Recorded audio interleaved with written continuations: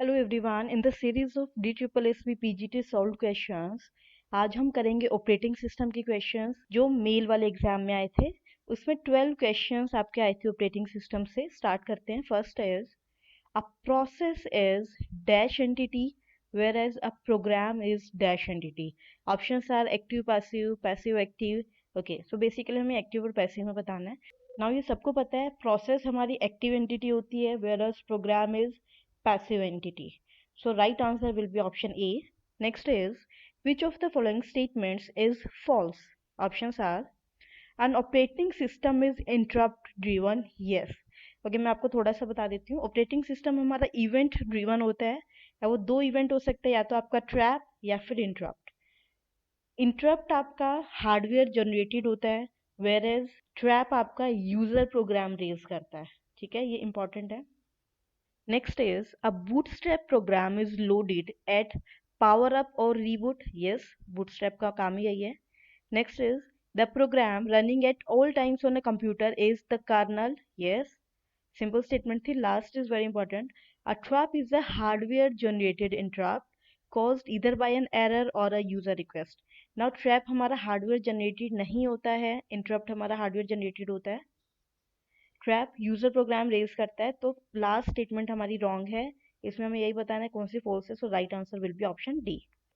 Now next question is, this one is very interesting question and very easy question. आप अपने आप try कर सकते हो। Just pause the video, try कर लो, उसके बाद आंसर चेक कर लेना। Consider a system with 10 units. Okay, total हमारे पास 10 यूनिट्स रिसोर्स हैं and 3 processes XYZ। Now consider the following resource request. Okay, कुछ रिसोर्स की रिक्वेस्ट दी हुई है। For the system to be in safe state, which of the following must be granted? इनमें से हम किसकी रिक्वेस्ट ग्रांट करें कि हमारा सिस्टम सेफ स्टेट में रहे। अब टेबल पे जाते हैं। टेबल पे तीनों की मैक्सिमम रिक्वायरमेंट दी हुई है, करंट एलोकेशन दिया हुआ है। नाउ अगर हम करंट एलोकेशन को ऐड कर दें, टोटल 8 हो जाएगा। दैट मीन्स टोटल 10 में से 8 हम एलोकेट कर चुके हैं। We are left with only 2 resource. Now सबसे पहले रिक्वेस्ट आई एक्स की, उसने रिक्वेस्ट किए 2 रिसोर्सेज। नाउ देखो एक्स को टोटल 8 चाहिए मैक्सिमम, उसको 4 अभी मिले हुए हैं। अगर हम इसको 2 दे देंगे तो इसको फिर भी 2 की रिक्वायरमेंट है, बट इसको 2 देने के बाद हमारे पास वो रिसोर्स बचेंगे ही नहीं, क्योंकि अभी राइट नाउ हमारे पास बचे हुए कितने हैं, 2। तो एक्स की रिक्वेस्ट हम फुलफिल नहीं कर सकते। अगर हम करेंगे तो हम अनसेफ स्टेट में चले जाएंगे, क्योंकि उसकी रिक्वायरमेंट कभी भी पूरी नहीं होगी। ना वाई पर जाते हैं। वाई ने भी रिक्वेस्ट किया 2 रिसोर्स को। ओके, ना वाई को देखते हैं। वाई को अभी 1 मिला हुआ है, 7 उसको मैक्सिमम चाहिए। तो अगर ये 2 और दे देंगे तब भी उसको 4 और चाहिए। तो अगेन हम वाई की रिक्वेस्ट भी फुलफिल नहीं कर सकते। जेड के पास जाते हैं, उसने भी 2 रिक्वेस्ट किए हुए हैं। ना देखो, जेड को मैक्सिमम 5 चाहिए, करंटली उसको 3 दिए हुए हैं। अगर हम ये 2 रिसोर्सेज जेड को दे देंगे, इसके टोटल 5 पूरे हो जाएंगे। ये पूरे एग्जीक्यूट हो सकता है, क्योंकि 5 की मैक्सिमम रिक्वायरमेंट है, 5 हो गए हैं, पूरे एग्जीक्यूट होके टर्मिनेट हो जाएगा और सारे के सारे रिसोर्स फ्री कर देगा। तो हम किसकी रिक्वेस्ट फुलफिल करेंगे? सिर्फ और सिर्फ जेड की। एक्स या वाई की हम नहीं कर सकते। अगर हम सारे ऑप्शन चेक करें, you can see that right answer will be option C. Only request 3 must be granted. Next question is, which of the following will be used for a system having multiple instances of a resource type? Options are resource allocation graph, semaphores, wait for graph, Banker's algorithm. ये easy question था, हमें पता multiple instances के लिए हम use करते हैं bankers algorithm. Next is, suppose that a process is in blocked state waiting for some input output service. When the service is completed, it goes to dash state. वो input output के लिए wait कर रहा था, इसलिए block state में था। जब उसको इनपुट आउटपुट मिल जाएगा तो वो कौन सी स्टेट में जाएगा? Option are running, ready, terminated, suspended. Again easy question, कोई भी आपका प्रोसेस है वो डायरेक्टली रनिंग पे नहीं जाएगा, वो हमेशा रेडी स्टेट पे जाएगा। रेडी में वो अपनी वेट करेगा अपनी टर्न आने का, और रेडी से वो रनिंग स्टेट में जाएगा। So right answer is option B. Next is match the following. List 1 में हमें गिवन है long term scheduler, medium term, short term. लिस्टों में swapping, job scheduling, CPU scheduling. Basically उनका वर्क दिया हुआ है कि उनका क्या क्या काम है। मैं इनके बारे में मैं आपको थोड़ा सा बता देती हूँ। लॉन्ग टर्म स्केड्यूलर आपका जॉब स्केड्यूलर होता है। जॉब स्केड्यूलर मीन्स आपकी सेकेंडरी मेमोरी पर है सारे प्रोग्राम्स, उनको वो रेडी स्टेट में लेके आते हैं, रेडी क्यू में लेके आता है। ठीक है, नाउ ये कंट्रोल करता है आपका डिग्री ऑफ मल्टी प्रोग्रामिंग। ये हमें याद रखना है कि degree of multi programming long term scheduler control करता है। बेसिकली इसका पर्पस होता है mixture of input output and CPU bound process choose करने का। ऐसा ना हो कि या तो सारे सीपीयू बाउंड ले लिए या सारे इनपुट आउटपुट बाउंड ले लिए। नो, उनका मिक्सचर ले ताकि मल्टी प्रोग्रामिंग हम इंक्रीज कर पाए। तो this is long term scheduler. Next is short term scheduler. इसका काम होता है सीपीयू शेड्यूलिंग का। बेसिकली जो रेडी क्यू में आपकी जॉब्स आ गई है जो लॉन्ग टर्म ने भेजी है, उनको चूज करके वो प्रोसेस एलोकेट करता है। और एक चीज हमें याद रखना है, शॉर्ट टर्म शेड्यूलर हमेशा फास्ट होता है as compare to long term scheduler. And one more thing, long term scheduler आपका टाइम शेयरिंग ऑपरेटिंग सिस्टम में नहीं होता। तो ये कुछ बातें थी इनके बारे में। Next is medium term scheduler. ये आपका स्वैपिंग के लिए यूज होता है। ओके, तो ये थी आपकी right matching. Next is which of the following options represent the completion of order of three processes under FCFS first come first serve and round robin policy where CPU quantum is 2 time unit। Okay, एक table दी हुई है जिसमें आपको 3 process दिए हुए हैं, उनकी CPU burst दिया हुआ है, उनका अराइवल टाइम दिया हुआ है। अब हमें बताना है वो किस ऑर्डर में प्रोसेस हमारे कंप्लीट होंगे। देखो, फर्स्ट कम फर्स्ट सर्व में जो पहले आया है वो पहले कंप्लीट होगा। सो P1 पहले आया है, फिर P2, फिर P3। तो इसमें यही ऑर्डर रहेगा, इसमें कोई भी चेंज नहीं होगा। नाउ राउंड रोबिन की बात करते हैं। 2 यूनिट हमारा क्वांटम दिया हुआ है। सबसे पहले P1 आया, इसके CPU बर्स्ट 5 की है, ये 2 यूनिट टाइम लेगा। 2 यूनिट लेने के बाद इसकी CPU बर्स्ट 3 की बचेगी। उसके बाद P2 आया, ये भी 2 यूनिट लेगा, इसके CPU बर्स्ट 5 की बचेगी। एंड P3 भी 2 यूनिट लेगा, 1 बचेगी। नाउ अगेन राउंड रोबिन में यही है। इतना कंप्लीट होने के बाद दोबारा हम P1 के पास जाएंगे। P1 की अब CPU बर्स्ट 3 है, 2 यूनिट लेगा, 1 बच जाएगी। सेम है P2 की आपकी 3 बच जाएगी। अब P3 आपका 2 यूनिट नहीं लेगा, वो सिर्फ और सिर्फ 1 टाइम यूनिट लेगा क्योंकि उसका 1 ही बचा और वो 0 हो जाएगा। तो सबसे पहले आपका P3 कंप्लीट हो जाएगा। यहाँ P3 आपका कंप्लीट हो गया। अब दोबारा से राउंड रोबिन है, हम फिर से P1 के पास जाएंगे। अब P1 को 1 ही चाहिए, तो P1 भी आपका कंप्लीट हो जाएगा। तो P3 के बाद आपका P1 कंप्लीट होगा और लास्ट में आपका P2। ये हुआ राउंड रोबिन में। फर्स्ट कम फर्स्ट सर्व में पहले P1, P2, P3। नाउ अगर हम सारे ऑप्शंस को चेक करें, फर्स्ट ऑप्शन हमारा राइट आंसर है। First come first serve P1, P2, P3, round robin P3, P1, P2। Easy question था। Next is in dash one thread immediately terminates the target thread। now आपकी एक term होती है thread cancellation। that means terminating a thread before it has completed। उस thread को complete होने से पहले बीच में हम उसको टर्मिनेट कर रहे हैं, उसको बोलते हैं थ्रेड कैंसिलेशन। 2 टाइप्स होती है इसमें, असिंक्रोनस एंड डेफर्ड। सिंक्रोनस कुछ भी नहीं होता है। असिंक्रोनस का मतलब है कि आप इमीडिएटली एक थ्रेड को टर्मिनेट कर रहे हो।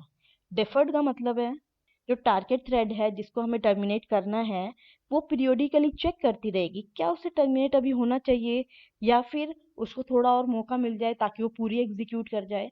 उसको हम बोलते हैं डेफर्ड कैंसिलेशन। इसमें क्वेश्चन में पूछा हुआ है कि इमीडिएटली टर्मिनेट करना है, so it will be asynchronous.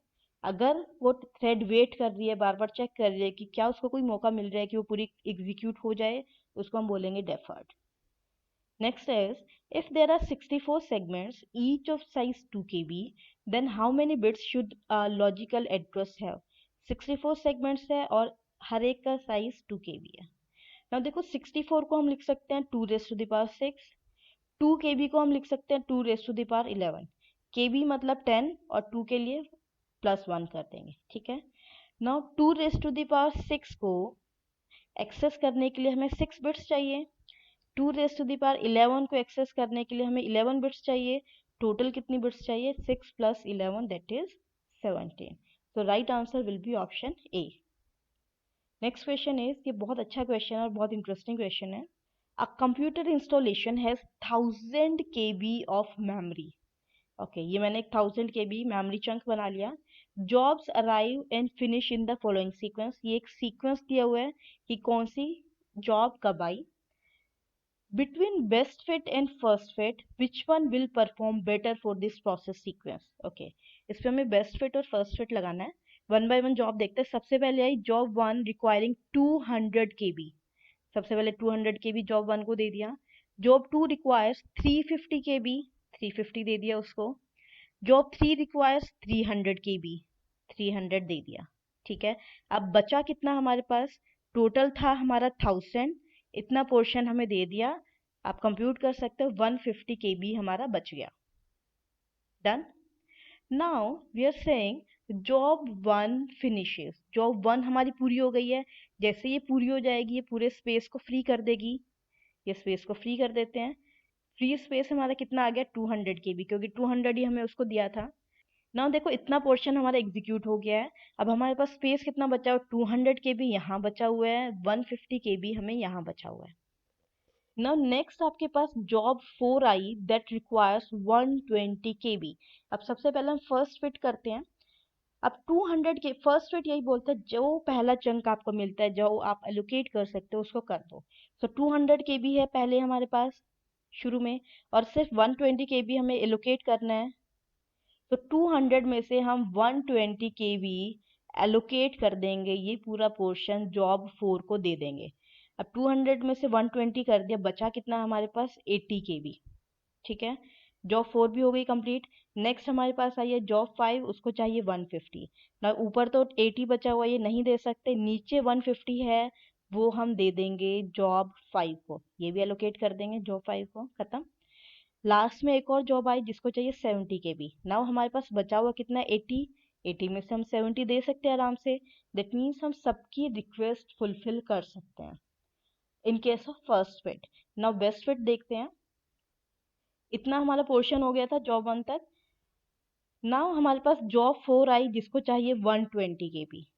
Now best fit क्या बोलती है, जो 120 के सबसे नियरेस्ट चंक है हम वो देंगे, लार्जेस्ट चंक उसको नहीं देंगे। अब हमारे पास दो चंक है फ्री मेमोरी के, 200 का और 150 का। ना 120 के नियरेस्ट कौन सा है, 150 वाला। तो हम इसको नीचे वाले चंक में से 120 KB एलोकेट कर देंगे जॉब 4 को। बचा कितना हमारे पास 30 KB, ठीक है। उसके बाद आपके पास आए 150 KB, जॉब 5 आई। अब 150 नीचे तो पड़ा नहीं है, सिर्फ ऊपर है 200 के पास, तो 200 में से हम 150 KB जॉब 5 को दे देंगे। इतना देने के बाद we are left with 50 KB। Next आपके पास जॉब 6 आई जिसको चाहिए 70 KB। नाउ अब हमारे पास कॉन्टिन्यूस मेमोरी है ही नहीं 70 KB के लिए। ऊपर हमारे पास 50 है, नीचे हमारे पास 30 है, एक साथ कहीं पर भी 70 KB नहीं है। सो ये जॉब 6 को हम एलोकेट नहीं कर पाएंगे मेमोरी। तो फर्स्ट फिट में हम सारी कर पा रहे हैं बट बेस्ट फिट में हम नहीं कर पा रहे। तो इन दिस सिनारियो सबसे बेटर कौन परफॉर्म करेगा, first fit. So right answer will B first fit. Next is for the following page reference string, आपकी एक स्ट्रिंग दी हुई है। Assume that there are 3 page frames which are initially empty. Let LRU least recently used, FIFO first in first out, and optimal denote the number of page faults under the corresponding page replacement strategy. Then which one of the following expression is true? अब हमें इनमें से compare करना है कि किसमें page fault कम है, किसमें पेज फॉल्ट ज्यादा आएगा। पेज रिप्लेसमेंट स्ट्रेटेजीज है हमारे पास 3, LRU, FIFO and optimal. Okay, check कर लेते हैं सबका वन बाय वन। ये हमारे स्ट्रिंग है, पेज रेफरेंस स्ट्रिंग, ये दी हुई है। नाउ 3 पेज फ्रेम है, तीनों एम्प्टी है।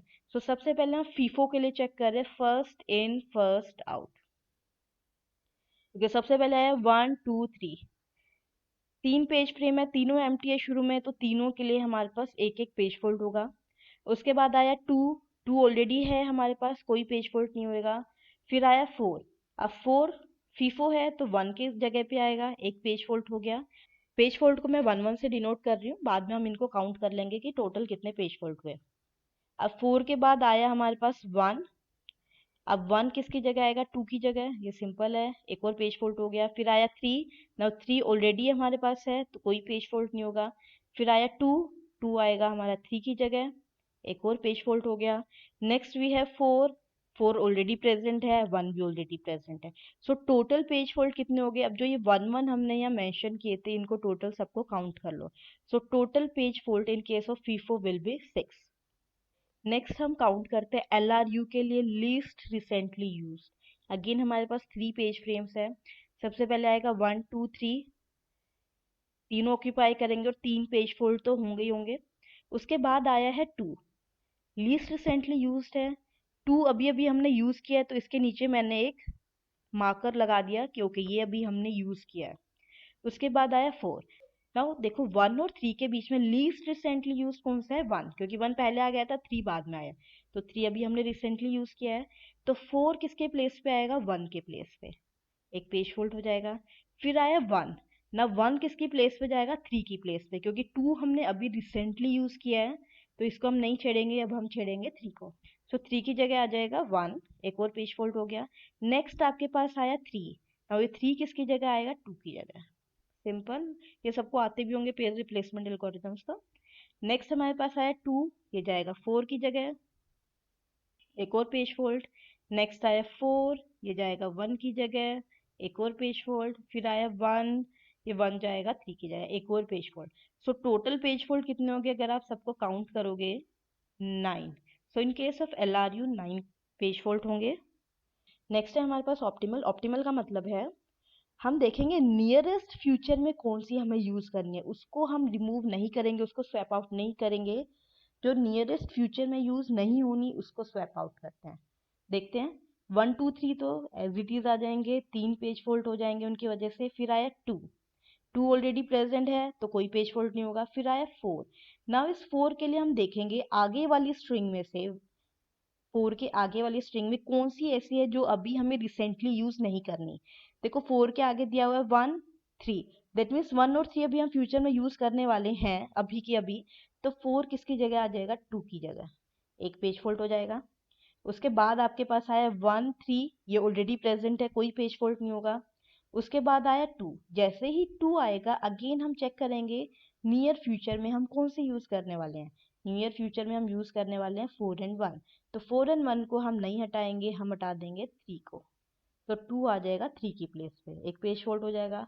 अब उसके बाद है हमारे पास 4 एंड 1, वो ऑलरेडी प्रेजेंट है, कोई भी पेज फोल्ड नहीं होगा। So total page fold in case of optimal will be 5। Now अगर आप पूरा डेटा देखें तो we can say that optimal में आपके सबसे कम आए हैं 5। उसके बाद आपके पास आए फीफो, फीफो में आपके आए हैं 6। उसके बाद एल आर यू, उसमें आए हैं आपके 9। तो अगर हम सारे ऑप्शंस को चेक करें, right answer will be option C. Next question is, this is our last question. Which of the following is not a file manipulation system call in the window operating system?